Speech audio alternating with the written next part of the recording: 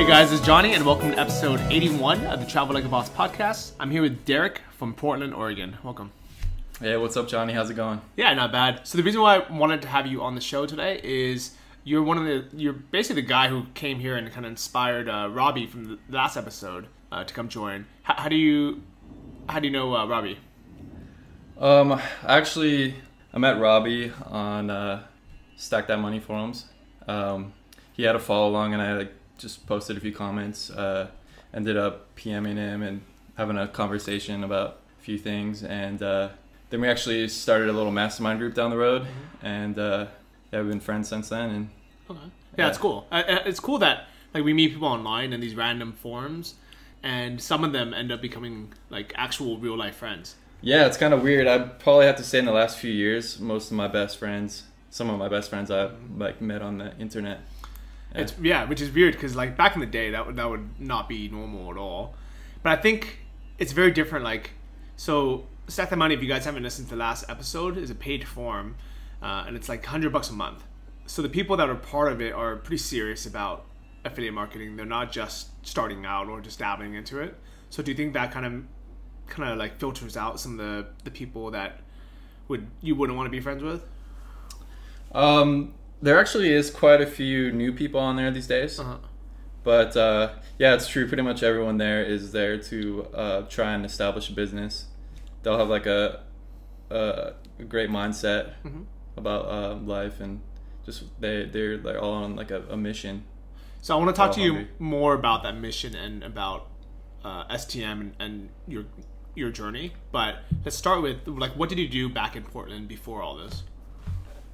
Okay, so yeah, I went to college at OSU. Went to college for 5 years.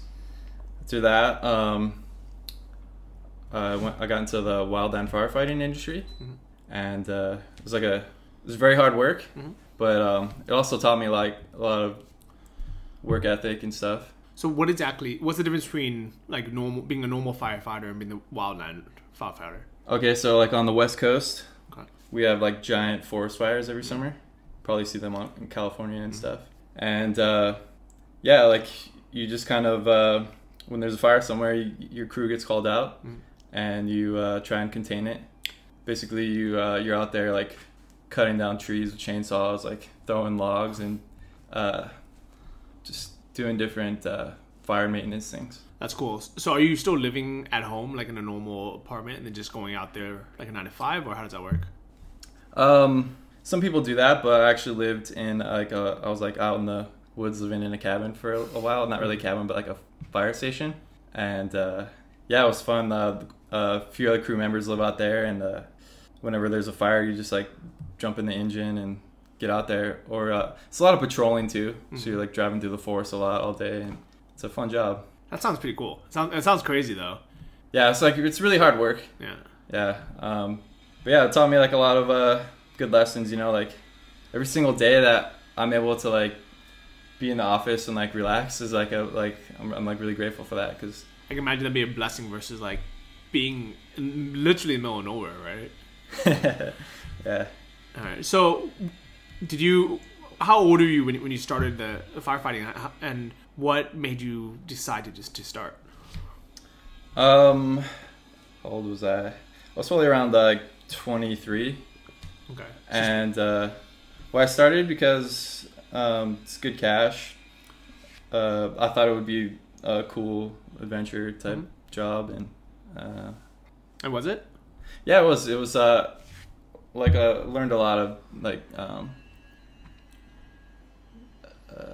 life skills, or or outdoor skills. Yeah, outdoor skills. Like I did a stretch of like 21 days in the mountains. Like yeah, it was a cool way to get away from some of my old habits that I had developed in college, like just going out every weekend and drinking and all that. It was kind of a cool way to get away from that for a while. Yeah, that sounds like a cool way to like, because I'm assuming this is right out of college. Yeah. And then you're like, okay, what should I do? I can make some money, save up money, because you're not going out and drinking and stuff. Yeah. And then when you're out there, do you have access to like other people besides the other firefighters, or do you have the internet? Like, how secluded is it? It's actually pretty secluded. A lot of places, like if you're up in the mountains, like no 3G signal and all that. So, but you're there with the crew. You're there with all the other firefighters, and met a lot of like cool people doing it. It's like an interesting crowd that gets into it. Yeah, I can definitely see that. So, did you start this online stuff while you were out there? Yeah, like when I was like living out in the woods, I had like a lot of downtime on the weekends and all that, and after work and stuff. And yeah, I just like literally typed into Google like how to make money online, and I came across like different forum threads. And to get internet, I had like this little satellite, like not really a satellite, but like an antenna that I bought off of Amazon. Okay. I like literally like strung it out the window, like tied it to a little stick, and it was really slow, but yeah, that's how. But you had a lot of downtime, I'm assuming. Yeah, I mean, you're out there in the woods, like you don't got much else to do. Like I guess you could go like fishing or hiking or whatever. Mm-hmm. But I kind of decided that I was just gonna focus on this making money online stuff and like see what I could make happen. And I can imagine, like when you first type those words in, you get a lot of stuff you have to filter through. How did you like? Did you waste any time or money with something else before you got into what you're doing now? Yeah, there's a lot of BS out there. I did stumble across Warrior Forum and all that, and there's a lot of. I mean, there actually is some good stuff on there. Actually, like got some good advice and actually found like a decent program. It was called Traffic Blackbook by Chad Hamzy. Okay. And it was actually really good. So I actually learned a lot from that, and then I kind of just went from there. So what was that about, actually? It was kind of just like a whole crash course on the CPA affiliate marketing thing. Like, so cost per action? Like, so like, can you give us an example? Like, how does that work? CPA is just like a type of affiliate marketing where you go through CPA networks. Okay. And it's, yeah, it stands for cost per action. Basically, you take someone else's product and you promote it for a commission. And it's all arbitrage game. Like you try to get traffic for cheaper and you try to monetize it for more that you're spending. Okay. So like what are the type of products that would be on a CPA network? Dating is big. Mm-hmm. There's all kinds of stuff. There's like all the diet and fitness, male muscle type stuff, email opt-in type stuff. A lot of like mobile apps. It's like it's really widespread. Okay. But this is a while ago. Would you still recommend that, like either that CPA in general or even that Blackbook thing? Traffic Blackbook, yeah, it's a bit. I mean, it's still good, but it's like a few years old now. Okay. I wouldn't really say that it would be the best place to start. Mm-hmm. But yeah, there's like some other resources out there that are more up to date. I would recommend going into mobile stuff if you're starting out. Okay. So what exactly is mobile stuff? So a good place to start out with mobile is Google Play Store app installs. And these are like major billion-dollar companies. They have these little apps like security apps or launcher apps. And they'll pay you for like 50 cents, 30 cents, 15 cents, depending on the country per install that you can drive. And they're really good for starting out because you can start out with a lower budget and you can get lots of data, and that's pretty. That's the biggest thing when you're starting out. You don't want to have to spend a whole ton of money testing like a $10 offer. Okay. And you could do like a 20-cent offer, see if it converts, get a lot of data from that. Okay. So why do you recommend like Android apps versus like iOS for iPhone apps? Mostly because the Android Play Stores has a lot less regulations on it than the iOS apps. Mm-hmm. And there's just a lot more Android traffic out there. Really? I would imagine that there would be tons of, like, I would imagine there's more people with iPhones, but... Globally, Android really dominates. Wow, okay. Yeah. It's weird because, like, in this bubble that we live in, like these digital nomads, pretty much everyone I know has a MacBook. Yeah. And most people have an iPhone. It's a very niche crowd, though, if you think about it. Yeah. Yeah, I can definitely see that. Yeah. Yeah, sometimes I just forget, like, most of the world still uses Windows computers. Yep. And I don't think I know, like, more than, I would say, 2% of people here. Like, everyone's on a Mac. Yeah. Like, if you just look at a co-working space or a coffee shop, just silver. Yeah. I think part of the reason why Android dominates is because they have, like, cheaper phones available, and they're just kind of, I don't know, they're more prolific than the iOS. Yeah, I can see that. All right, so you would go on the Google Play Store, you find like a new app that they're trying to promote. So it could be, you know, it could be anything out there, and you would send paid traffic at it, and most likely, you say in the beginning, you're probably not going to make that much money initially. You're just collecting data. Like, what do you actually do with this data? You aren't going to the Play Store for these offers. Yeah. You're going to affiliate networks, and the affiliate networks, they have deals like directly with like these big companies, and they go. So you go through them, and you kind of just want to hit your AM and see like what's hot. Like it always like fluctuates. Like new stuff comes out, and yeah, just hit them up, see what's hot, see what's doing the most volume. That's usually like a good pointer for like what's currently hot. Okay. And what's AM stand for? Oh, sorry. That's all this like lingo, and then I forget that. That stands for affiliate manager. Okay. So every time you go to a CPA network, that's like your point of contact with the CPA network, and you really want to develop a good bond with them, because they're gonna let you know like what offers are hot and like what kind of landing pages like people are using right now that are working, what kind of angles you should like take. They'll even give you traffic sources. So like you really want to develop a really good relationship with them. And yeah, so anyways, you put a campaign up, get data, and at these traffic networks, there's going to be, they're like it's not like you have a banner on like one site. They're connected to like 1,000 sites. Okay. So you see the performance of each placement, and then you just cut like the losing 80%, and then you have the 20% that's winning, and you continue to make a profit from that. Okay, so these could be anything from like a game review blog, or like random websites out there. Yeah. Okay. That the traffic is coming from. A lot of it is like MP3 download sites, things like that. Okay, so if someone goes on like Pirate Bay or something, they might see when your mobile ads pop up. Yeah, Pirate Bay. There's tons of these sites. Yeah, I can imagine that. Yeah, just type in like Taylor Swift MP3 download. Yeah, and exactly. You'll probably see it. Exactly. Like all those sites will have affiliate banners. Yeah, don't actually type that in, because I don't know what's gonna happen. But they're actually a lot of it is in-app traffic too. Oh, is that so okay? If you download like these like free flashlight apps or whatever, you got the little banners in the bottom. Oh, that makes sense. Lots of those are affiliates too. Man, like this affiliate marketing stuff is really crazy. Like, you know, I was talking to Robbie and Nick about it last week, and I've been studying this a ton, and it's kind of just, you know, hanging out with more affiliate marketers ever since I launched my course, Earnest Affiliate, because even though what I teach is completely different and really should just have a different name. Like, what I teach is like how to monetize a blog, and what you guys do is, you know, is like advertising arbitrage almost. You know, like, do you see any correlation at all between like somebody having like, let's say, a blog or a podcast, and they recommend, let's say, a book, you know, or like an Amazon product, versus like sending mobile traffic and pop-under traffic? Like, is there any correlation at all?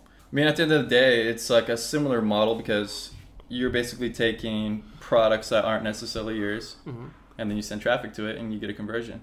But yeah, it's like a whole affiliate marketing. It's a big umbrella, and there's lots of different sectors of it. I guess if you could have a name for what we do, we call it CPA. Okay. And yeah, that's like the normal term for it, I guess. So how did you get involved with CPA? How did I get involved? Oh, yeah, like I said, I just did like an online search. I looked at like different methods to make money. Like, people were saying SEO was good back then, but everyone was saying that it takes longer to build. Paid traffic can be faster. So I decided to go the paid traffic route. And I think that was a good idea, because a lot of the SEO guys got just wiped out with all these like Google updates and stuff. And so anyways, I started reading a few guides out there, started reading a lot of blogs, and just like slowly started learning more and more. After about 5 months or so, just like being on my own, testing a few campaigns, I decided to go on Stack That Money. Because I was like, I was like $100 a month, like what? I could like use that to test stuff or pay for my server or whatever. Like, what? I wanted to have like some experience before going in. Okay. And in retrospect, do you wish that, I mean, was that a good thing, or do you wish that you would have just started right away? It's hard when you're starting, because you're like really scared to spend money, because you don't know if it's gonna work. You think you're just gonna be out a few $1,000s. You're like, oh well, what am I gonna do next? You know. So it's like, It's like there's a lot of mental barriers that you have to kind of get across. If I could go back, I would be like, sure, $100. That's, I mean, what you can learn from there is like insane value. Like, and I almost think that like if you would have paid that from the get go, you would have saved 5 months. Maybe you would have learned that stuff in 1 month or 2 months instead of spending 5 months doing it. Yeah, I mean that's kind of true. Yeah. But I think that actually the biggest, not even that, I mean, because a lot of times, you know, when you're starting out, your time really isn't worth any money anyways, because you're not earning money. So you're like, well, who cares if it takes me 5 months? It's free. Yeah. But I think the biggest downside to that is most people are not like you and Robbie. They would give up after 3 months. That's true. You know, and I think that's the biggest downside. If you're not invested, like if you're paying $100 a month, you're like, well, I'm gonna do this. I'm really gonna, you know, do what these guys say. Yeah. But if you're not invested anyways and it's free, it's very easy to kind of just go halfway or 75% and be like, okay, well that didn't work. Yeah. What's the next thing? Yeah. I don't know. But what's crazy is, so I'm not affiliated at all with Stack That Money. I'm actually not a member, so I've never seen inside. But I've just met so many people in person now who make, you know, $700 a day or $1,000 a day sometimes from affiliate marketing that I know it works because these guys are all members of it. And what's crazy to me is this is how different our worlds are. So in Earnest Affiliate, I would recommend my students or to be like, so let's say Robbie, for example, is my student. I would say, you know, Robbie, you're in this forum that's $100 a month. I'm sure they have an affiliate program that probably pays like 30% of that for the rest of their life. Like it's working for you and you're going on this podcast. Why not promote it? You know, like why not say like, oh, if you're going to sign up for it anyways, use my referral link, and he'll get, you know, 30% of this reoccurring billing, maybe for the next 5 years or the rest of your life. You know, assuming that whoever joins likes the forum and sticks around. Like how long have you been a member of that now? Oh dang, since like 2013, I think. Okay, so let's do the math. So how many months has that been? That's been like probably 24 months, right? Yeah. So that's 24 months, and you've paid $100 a month, so that's $2,400. Yeah. That you've paid STM. And if you had used somebody's affiliate link, they would have got paid $720. And the thing is, it wouldn't cost you any extra. It would still be $100 a month for you. And if whoever you click that link through, you know, had like a nice review about it, or they give their honest feedback, and you're like, okay, I want to sign up, you would have happily given them credit, you know, just by using their link. And it's crazy that even though Robbie and Nick are these big time affiliate marketers, where they make, I don't know how much they make, like $1,000 a day sometimes or more, like they don't even think about creating a link to Stack That Money. Yeah.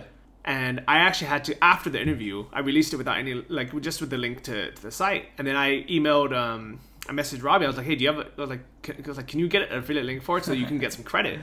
And then he's like, oh, I never thought of that. He went out of his way. He like contacted the guy. Now he has a link site, updated on the show notes. So now if you guys do join, you can use Robbie's link. So we'll give him some credit for it. Yeah. But why do you think, why do you think, I mean, I'm sure like you probably don't have a link to it, do you? I don't have a link, but it's kind of, I guess it's more genuine that way, because I don't want to come across like I'm trying to like sell a form or something, because I got so much value out of it that I'll honestly, like, I'll just say, like, come check it out. Like, it may help you out. Like, see, but here's my thing about it is, I really don't believe that. I understand where you're coming from. You're like, okay, I believe in this forum so much, this product so much, that I am going to recommend it. Come on this podcast, spend an hour of your time, and you're not even going to get anything for it. It's okay, because like there's so many people that have like given me little pieces of info across my whole career that I like doing these kind of things, you know, to give back a little bit. So I appreciate you being on, but I like firmly believe that like there's no reason, like it's one of those abundance things where like let's say even you were an affiliate for the forum, like it's not like your opinion would sway just because you can also get credit for it. Like you could still be 100% earnest, 100% honest, and say, look guys, I'm a member of this forum. It like really is good because it's taught me so much. I still personally pay full price for it. I'm not being paid to advertise it. But if you want to join anyways, here's my link. So since you don't have a link, I'll use Robbie's link in this episode so he can get credit. But Robbie. Yeah, so I mean, like it really is one of those things where, like, where there's so many different ways online to to make money, and even within affiliate marketing itself, it's literally so confusing for everyone. How did you figure out like what you wanted to get into? I kind of I knew it was something that could make a lot of money, and I kind of just wanted to. I researched about it, and you kind of just go into it and you see what's working right now, instead of trying to like do it from the outside in. Like, you get inside, see what's working, and then start doing that. So, and it's like always, it's changing really fast. So it's like completely different from when I started. Like sometimes your verticals will switch from month to month. Sometimes, it's just really evolving fast. I mean, that's part of the reason why it's good to help other people out, because even though you might be creating competitors for like what you're doing right now, maybe 6 months from now you're doing something completely different, and now you have a friend that you can talk to, someone that you can bounce ideas off of, and I agree with that 100%. And I think those were like the crossroads that I personally had when I was first getting into, when I started, blogging, and I was like, okay, these things are working for me now. Yeah. Like, even with dropshipping, I'm like, okay, dropshipping is working for me now. Should I tell the world I create competitors, or should I just keep my mouth shut? And it was one of those hard things where I was like, okay, I know if I like openly talk about it, openly share it, people are gonna, people are like, okay, let's jump on this bandwagon, because that's obviously from their point of view, it's the best way to get started. Is okay, this is working. Let's also do this. But I think for me, it's exactly what you said. I probably created a lot of competitors in niches that, let's say, I wanted to get into, or maybe even some direct ones. But because I've helped so many people now be successful themselves, now they're sharing stuff with me that because they're like, hey Johnny, I appreciate your guidance before when I was starting. Like, now here's a tip as well. Yeah, now you have a network of like awesome friends. All the people who are just gonna rip your stuff off the bat, they're probably not gonna last. You know? Now you got this like solid network of people that you can mastermind with, and 100%. And it's crazy how much like things grow and change. And in CPA, the world of CPA, it's even faster. Yeah, it's really fast. Like, rules are always changing, and new traffic sources are coming out. Like, it's crazy how fast it evolves. So you went traveling around for 4 months. Like, what inspired that? I guess I was up in Chiang Mai for about 6 months, and I just kind of got a little travel bug, and went to Stack That Money London conference, and met a few friends there that were out in Osaka. Sounded like an awesome place, so I went out there and visited them for a while. That was really fun. Okay. Yeah, Japan's awesome. If you ever get a chance, check it out. Yeah, I'd love to go there. And where'd you go after that? After Osaka, I went back to the States for like 10 days. I went to Miami. Nice. It's almost like I didn't feel like I went back to the States. It's like another country down there. Like, yeah, Miami is so different, man. Yeah, it was really nice though. From there, I went to Bangkok for a month. Completely different than Chiang Mai, but I still like it. There's a lot of stuff to do out there. It's a cool scene, especially for a bachelor and everything. But and after that, I went to Ho Chi Minh. That was really cool. Saigon, right? Yeah. Okay. Yeah, Saigon, District 1. Okay. Great cafe scene out there. Great spot. Recommend it. So out of Bangkok, Chiang Mai, Saigon. Yeah. The 3 kind of big hubs for, I would say, digital nomads in general, but especially affiliate marketing. Like, what are the pros and cons of each? And which one do you like? Okay. Well, they all kind of have their own little advantages. Bangkok's really cool for networking. There's like a lot of high level internet entrepreneurs out there, and it is pretty easy to live in the whole Sukhumvit area, because the BTS just goes everywhere, and it'll like just like one stop and you'll be directly at your gym or something. So it's actually pretty easy to get around if you live out there. There's a lot of nightlife going on. Whenever anyone visits Thailand, they go to Bangkok, so you're gonna see your friends, any friends that come out. But it is pretty hectic, and it is hot. It's really hot. You walk a couple blocks out there, and you're just like pouring sweat. And like, Ho Chi Minh is cool. really good food. Yeah, and it's completely different than Thai food, so it's a nice switch up. You know, eating all that pho and like just like really good noodles and it is very hectic. It's really crowded, big city vibes going on, cool nightlife, and the cafe scene is the best. I actually like it a little better than Chiang Mai. Yeah, really cool cafes for just posting up on your laptop. Yeah, I would say, so I spent some time in Saigon, and the internet speeds at every coffee shop is insane. Like, you always get at least 30 up and down.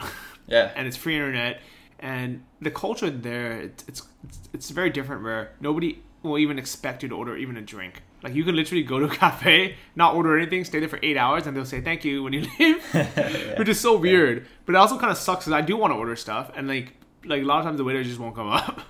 Or you order one coffee, and 4 hours later, like, they still won't come up to you.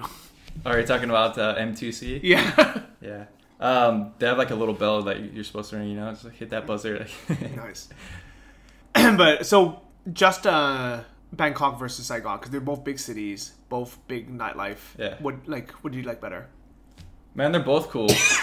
But the one downside, I gotta say, I went out to Ho Chi Minh with a few friends, and after they left, people aren't as social out there. So if you're just like lone wolf out there, it's not as social as, say, if you were in Chiang Mai, where everyone just wants to meet each other and stuff. That is a slight downside of Ho Chi Minh. Bangkok is cool because there's so many Stack That Money members out there. You just network with everybody. It's like the hub of Stack That Money, like Thailand affiliates. Okay. But yeah, you gotta love Chiang Mai because you can just come out here. Super easy to live. It's like the easiest place to live.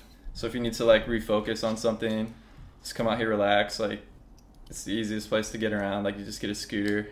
Everywhere is only like 5 minutes away. Like, it's awesome. Yeah, I think Chiang Mai is definitely the best for if you're starting out and you want to meet people, and you're not part of a group like that. And it's the best place for bootstrapping. Yeah. Because it's like half the price of Bangkok. Yeah. Yeah. I just wrote a blog post called "The Ultimate Guide to Chiang Mai for Digital Nomads." So it's basically everything I know about like living and relocating to Chiang Mai. And I actually wrote that because people pretty much ask me the same questions like every other day. Like, where should I find an apartment? What co-working space to go to? Like, what about visas and all that? So I just finally wrote a blog post. So if you guys want to come to Chiang Mai, you can just check that out. Yeah, man, you're just like you're Mr. Chiang Mai. Like, search Chiang Mai digital nomad, dominate like all the SEO. Well, what's funny is that was all completely by accident, and I'm not the first digital nomad. Like, when I started, so I've only been doing online business for 2 years now, and I've been in Chiang Mai for a little bit longer than that, but I was just doing Muay Thai. When I first started, I went to Pun Space. That was the only co-working space back then. Now there's a couple of them. Yeah. And, you know, it wasn't like I was the first one. Like, there's already tons of people doing online business and making money online. But I just don't think anyone was really openly blogging about it or talking about it. You know, it was a lot harder to get plugged in before. Nobody was really, there wasn't, you know, the term digital nomad wasn't really thrown around. I think like back then, I mean, it's crazy saying back then because it's like 2 years ago. Yeah. But we just said like business or like entrepreneur. And I think the term digital nomad came out like almost like a year after that. And then somehow like I just got tied into that, you know, just because I happened to be writing about Chiang Mai anyways. And I happened to be writing about online business. So kind of just fell into my own niche, I guess. Nice. Yeah, which is weird. I don't know if you saw, but somebody just wrote an article about me on Business Insider. Oh, dude, I didn't see that. Yeah, I was so excited. Yeah, that's awesome, dude. It's literally going viral on Facebook. It has like 40,000 views, and like I think like this morning when I saw it, it had like 50 shares. Damn, that's awesome. Yeah, so that's insane, man. Like, I think I'm gonna do. So talk about traffic, right? Like, I was actually looking at it. I was thinking, it's like I could not have paid for a better advert to this. Yeah.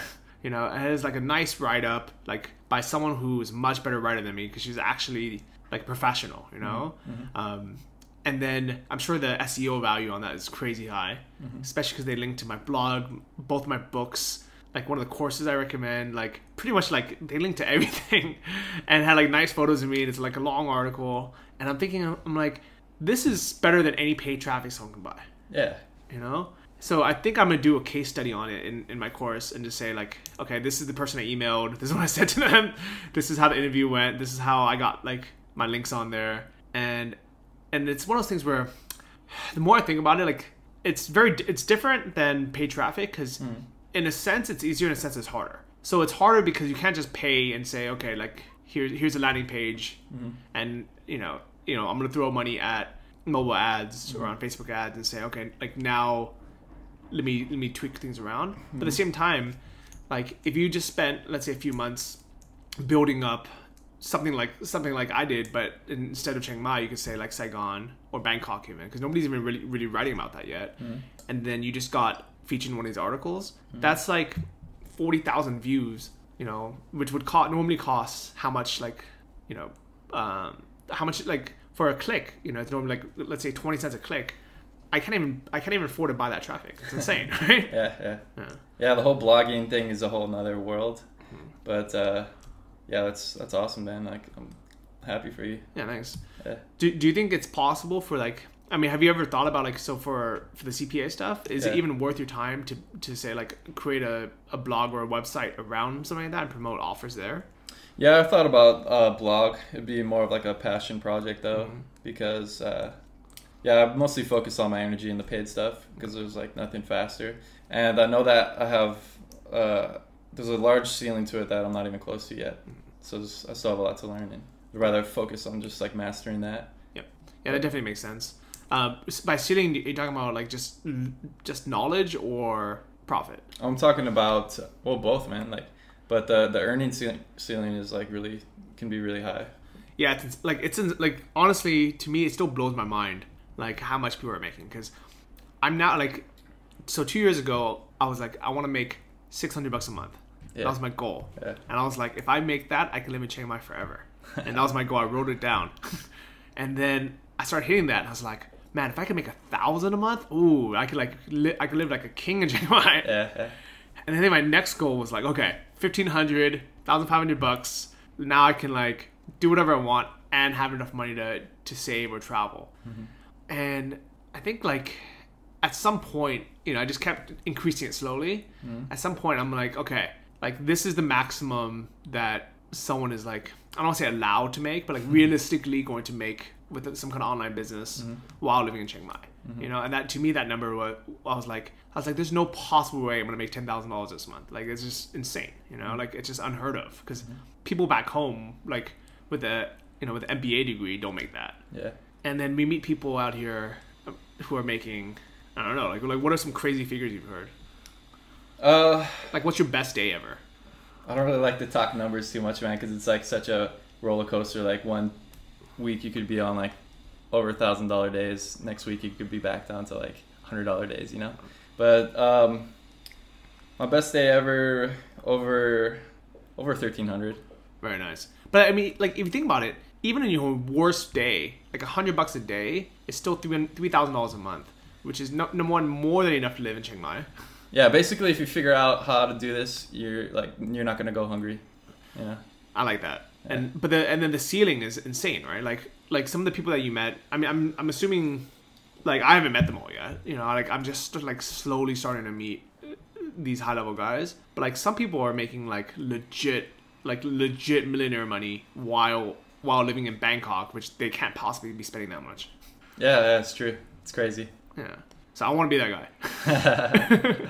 Keep working, man. The internet is like unlimited. You know, that's actually a really good point you brought up, because I think with any, like, let's say we have a bakery or something, you know, like a local bakery, like there kind of is a limit. You know, there's only so many muffins you can bake a day, or like so many cupcakes you can decorate. And let's say you want to scale, you want to open a second location, it's going to cost you just as much, or if not more, to open a second location. And now your time is spread between two places.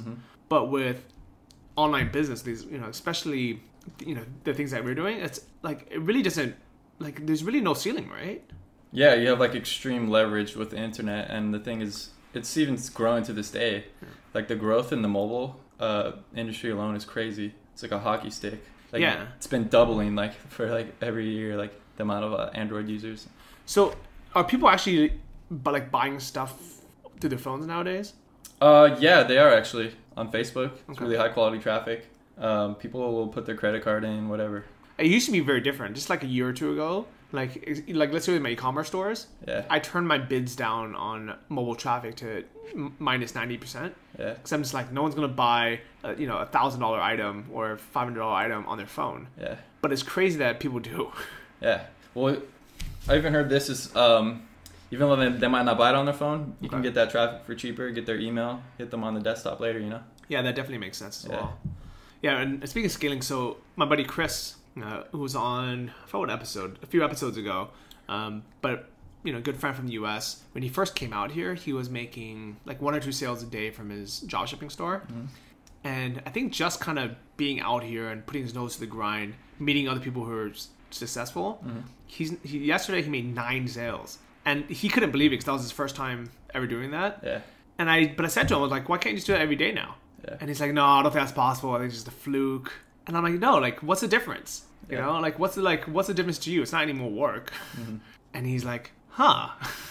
And I think this is like that shift in mentality where you're like, okay, instead of having an ad budget of $20 a day and then potentially making $100, why not increase that ad budget to $200 a day and make $1,000 or $2,000 a day? Mm-hmm.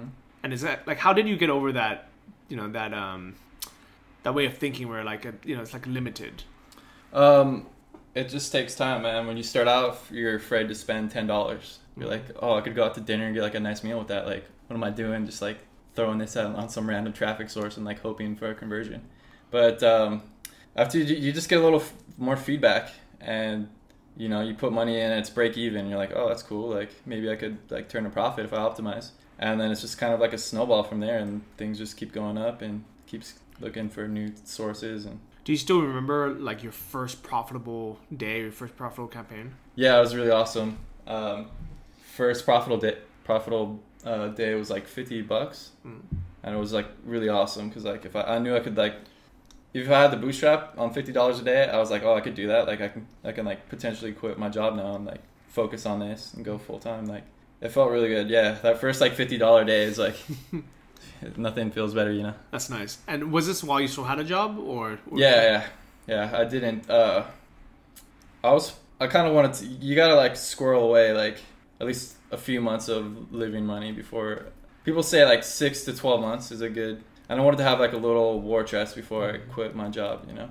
Because like not only for myself, but you tell other people that you left your job. They're like, what the hell? Like you left your job to do like. What are you doing? Yeah. To do online marketing, like. Yeah, it's kind of weird. So you want to have like a nice little fallback. Did you ever have any doubts that it would work? Yeah, I did actually. And that was part of the reason why I kept my day job for so long. I wanted to like make sure it wasn't just like one campaign or just a flash in the pan thing. Okay.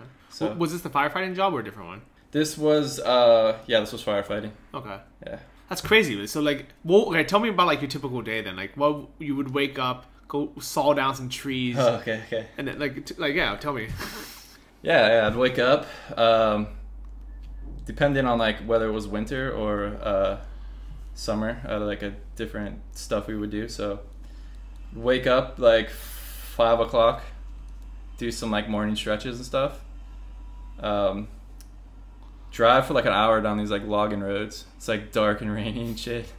And actually, like this is one podcast time, Yeah. I'd be listening to like Tropical MBA, like all these like different, like Tim Ferriss podcast or all these different shows, your show. So I'd be driving to work for like an hour, get to work, load up all the trucks and stuff, do all that. Then go like cut down trees and bushes for like 8 hours, and on lunchtime or like we take like 45 minutes to get out to a job site. That whole time I had my smartphone out and I was just reading blogs, PDFs. Anytime like lunchtime, I'd be reading. That's insane. Yeah. Like, I'm sure nobody else was doing that. No, everyone thought I was weird. They didn't know what I was doing. They're like, why is he always on his cell phone like taking notes? Yeah, I thought I was like a day trader or something. I don't know. Yeah, what would they do? What would they do? Man, when you work out in the woods, you just like, and you got like a half-hour lunch break, you just like eat a sandwich and like lay in the bushes. So yeah, work, cut down like clear people's like what it was like in the winter, people who live out in the woods, they got a lot of stuff that they can't manage, and we come through and we like clean out all like the hazardous stuff that could catch fire during the fire season. We clean it out for them, chip everything and all that. So yeah, after doing that all day, I'd like drive home exhausted. This is Oregon, so like the sun's going down at like 5 o'clock. So I'm just driving back to the fire station out in the woods where I lived, and yeah, and then I come back exhausted. But I was like, if I can put in like 4 hours right now, like I know I could like make something happen.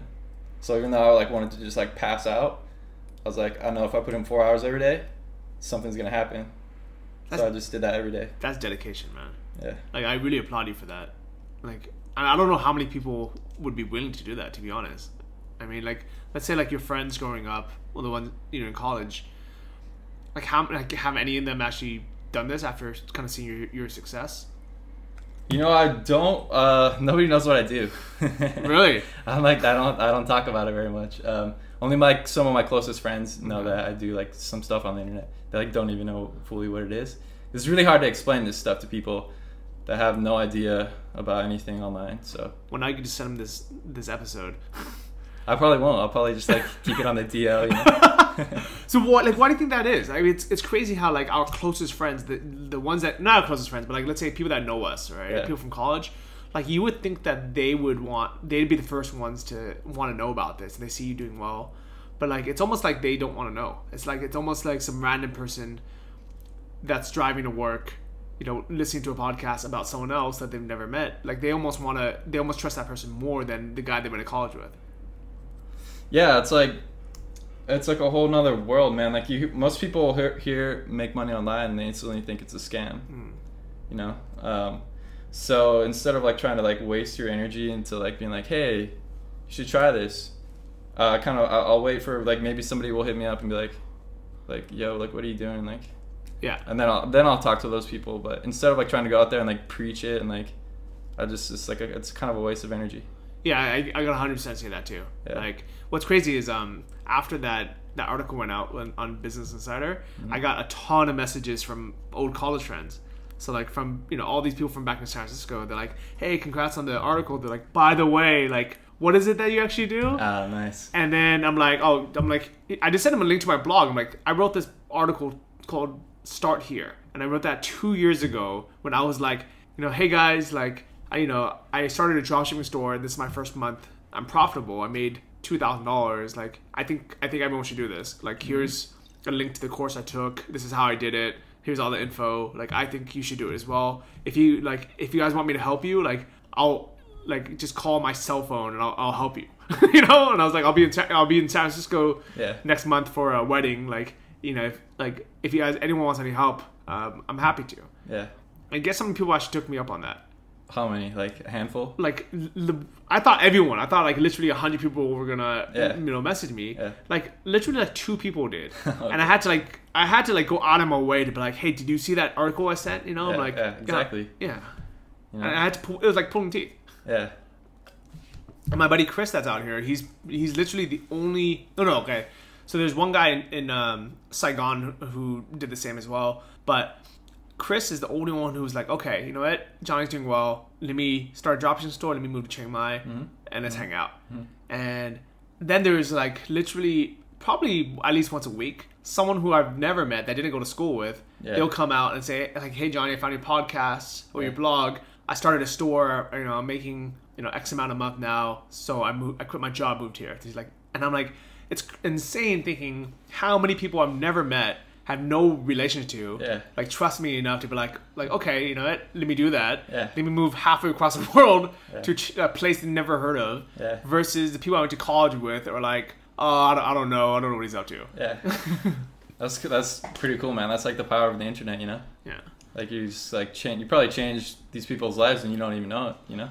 Yeah, I don't know. It's crazy. But that's why you should share your stuff, man. That's why I'm glad you're on the podcast.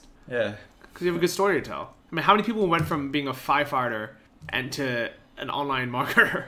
I'm not sure. I don't know. Probably a few other guys out there, but a lot of people in this industry have like pretty cool come up stories, you know. And I love to hear those stories. So that's why I kind of like sharing mine every once in a while. I like it. Yeah. Good come up story, man. And like, so do you miss firefighting at all? It was a cool life experience for sure. Met a lot of cool people in the industry. It like helped me out when I like needed a job after college. Mm-hmm. So I'll always have like a little like sweet spot in my heart for it, you know? Yeah. How much do people earn doing that? When you start out, I mean, it depends on like what kind of crew you're on. But I mean, you start off around like $35K a year. Okay, so it's not bad for out of college. Enough for like a young like bachelor to like live. I mean, you're not going to be like balling out or anything, but yeah, you can save up a bit on it. But you're not spending any money, right? Because you're living there. Yeah, exactly. Your expenses can be very low. Okay. And do they pay for like your food, your accommodation, and everything? Or? No, I paid for my food and stuff. Okay. Yeah. But what about the house that you lived in? Oh, no, I was there for like for free. Okay. Yeah. So that's good. So you're not paying rent. Yeah. So you're just stacking that money, I guess. Not really. Stacking like, the coins. And now it's going straight to college loans. Just like was it? in the pocket, just right to college loans. Like. Did you ever pay off your college loan debt? Yeah, I actually just paid it off about a month ago. Okay. Yeah. Congrats on that. It felt really good. Yeah. Was that early or was that kind of when it was scheduled to be paid off? No, it was early. I just decided it's like a psychological thing. Like, I mean, you can keep it going. Like, you could do business write off on the interest every year, but man, it just feels nice to get that off your back. Like, you feel so much better afterwards. Yeah, for me as well. Yeah. And I actually, when I paid mine off, I was pretty broke, and I had my unemployment checks. Yeah. And I was like, okay, I can either take this money and like travel with it, or just kind of do stuff that's fun, or I can take 100% of it and put it towards my student loan debts and just pay it off early. Yeah, because when you have all that debt on you, like, it sucks, man. Every decision you make with money, there's something in the back of your head that's like, oh, this could go to your debt. Like, so it's like a big psychological burden after that. And like, I don't know, I feel like it frees up a lot of like mental energy when it comes to doing smart things with your money. Yeah, that's smart. So what are you doing with your excess income now? It's just gonna be staying in the war chest, you know. Okay. Yeah. So just to like, are you like scaling up your campaigns and putting more money in advertising, or what are you doing? No, I've always had credit cards to scale on and stuff. So, but yeah, just grow that budget, become a bigger fish, you know. Okay, that's good. I like it. Speaking of credit cards, are you getting tons of reward points by doing this? Yeah, that's the best part, man. Okay. Yeah, it's like. What card do you use? Amex Gold. Okay. And Spark Cash. It's 2% cash back. Oh, you get 2% off of cash back on everything? Or? Yeah. Really? Spark Cash, Capital One. Wow, that's cool. Yeah. Are there any downsides to that? Because that sounds almost too good to be true. The only downside is they are stricter on raising your limits. Okay. Versus like Amex, they just like throw like a 70K limit at you. Like. I think I actually had Spark, and they tried to give me some stupid low limit that was just like unusable. Yeah, you have to bust their balls to like get your Was that what it was? Okay. Yeah. Because I use Capital One Venture, which is 2% back as well, but it's only on travel, which is fine because I basically I use it to like buy plane tickets and hotel rooms. I also use Barclay Arrival, which is also 2% back plus 10% when you redeem, so it's essentially 2.1% back. And they both have like a 30K limit, so they're usable. But the Spark one, I think they wanted to give me like a $2,000 limit or something, and I was like, no, like what am I gonna do with this? Yeah. Yeah. All right, but so what have you been doing with those the cash back? Do you put that aside to travel with, or do you just kind of think I just kind of stack it up for anytime I want to go back to the States, you know? Okay. Just or like little trips. I save it for the longer trips because like the short trips around here, like you just get on AirAsia, it's like $150 like anywhere around here. But for like the longer trips, like say I want to go to like Europe or back to the States, yeah, I save all my points for that. Right. Any upcoming travel plans? No, I think I'm gonna stay around in Thailand till January. Okay. Probably go to Bangkok in a month and a half or so. Okay. Hang out there for a few months, and then probably head back to the States for Affiliate Summit West. Okay. And from there, I'm thinking about going to South America for a while. Okay. So tell me about Affiliate Summit in general, just with the West or the East. Affiliate Summit's awesome. It's one of the biggest conferences in the industry, and everyone shows up, and it's great because you might have been like networking with these people online you never met before, and then you finally get to meet them, and lots of conferencing, after parties. It's always in Vegas, Las Vegas, so it's always a crazy time. And there's like good high level networking. Always a few seminars that are really worth attending, like paid ones. Or so, are a lot of attendees from part of Stack That Money, or is it completely separate? It's the whole industry. Okay. Yeah, so there actually is other forums out there too. At Playbook, I don't. They have a big following, and all the Warrior forums. Like it's like everyone from the industry shows up there. So yeah. I actually was gonna go to it. I was like, when I saw the date, and I was like, okay, should I put that down as my goal to like make X amount from affiliate marketing and then fly out there? But I honestly think from the stuff that I do, because it's not CPA, like it would have nothing to do with it. Dude, just come to Bangkok. The next Stack That Money is in Bangkok in January. Okay. December actually. I'll go to that. Yeah, come man. Yeah, I'll go just to hang out. Like honestly, I honestly think that I would literally. I don't want to say I don't learn anything from it, because you learn from every single conference you go to, even if it's unrelated. Yeah. But I think I just want to go for fun. Yeah, dude, it's like it's an awesome time.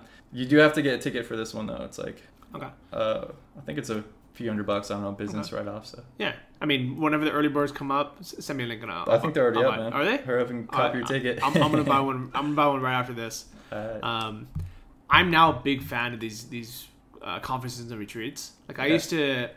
I think there's a big difference between someone who just goes to them and never takes action on it, versus if you're taking the action and you're meeting, and you're participating in the forum and you're like chatting with people. Yeah. And then when you show up, that takes your network to the next level. Dude, you meet some of the coolest entrepreneurs at these things. And I think it's because like online, a lot of some of them do post all the time, but a lot of them don't really post. Exactly. What do you think that is? Man, because they got businesses to manage and stuff, They don't got time to like sit online and like make posts and like or forum posts and stuff. They got a lot of stuff going on, So here's our tip of the day: is if you're on Warrior Forum and some guy has 10,000 posts, but it doesn't make any money and won't spend $300 to go to one of these retreats, you probably don't want to take advice from him. Would you say that's pretty accurate? That's pretty accurate. All right. Well, dude, so I'm so happy that you came on the show, because I think like my goal is to try to not only learn more about affiliate marketing for myself, just because even though it's not directly related to the stuff I teach in Earnest Affiliate, I'm 100% sure that there's going to be some things that I can take away from it and be like, okay, let's learn from that. And that way I can help my members scale up their blogs and their businesses as well.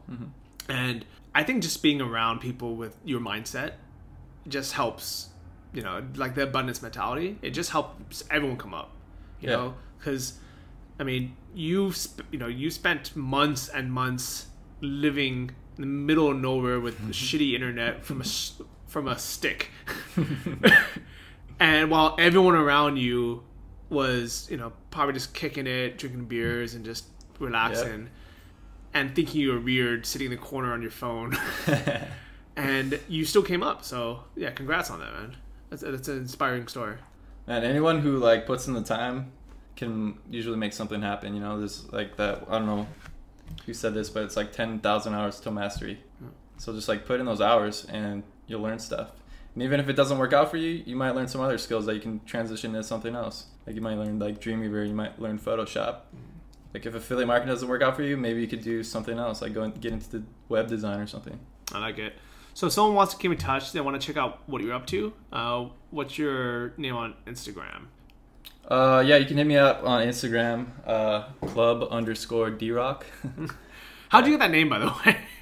It's kind of too much of a long story. But yeah, D-Rock was like my nickname in college.